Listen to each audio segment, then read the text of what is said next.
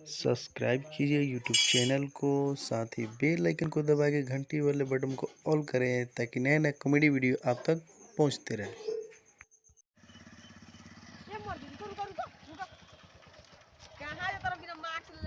मालूम नहीं थे कि कोरोना चला था पूरा भारत में। कोरोना आयल बाटे, तेरा मालूम नहीं थे? तू एक्शन ले चल दे, तेरा मर जा भाग मर दे।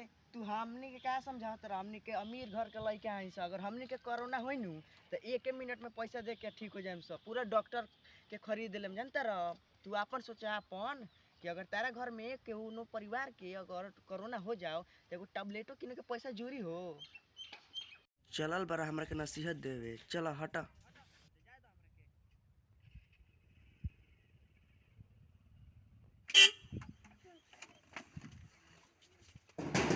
मायरे एतनी खाना लिया, बड़ी बिजोर से भूख लागल बावे।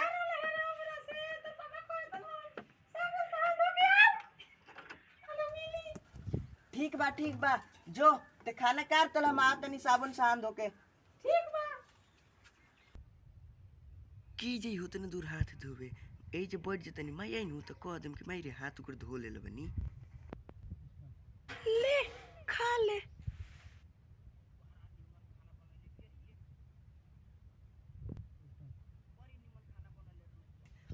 जाते नहीं रे माई सूते। ओ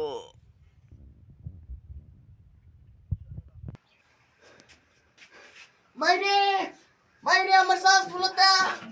मायरे हमर सांस फूलता। मायरे आ जल्दी। ए बाबू का बोल हमरा बाबू के रे का बोलो?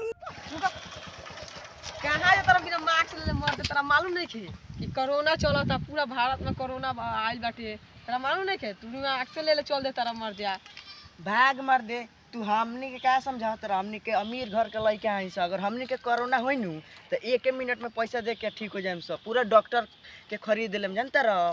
तू अपन सोचा अपन कि अगर तारा घर में केहू नो परिवार के अगर कोरोना हो जाओ तो एगो टैबलेटो किने के पैसा जूरी हो। हो फलाना ठीक समझाओ तरू मेरे माई, अब हम ना जिएम। का हो गइल? हमला लाल मर गइले बाप रे।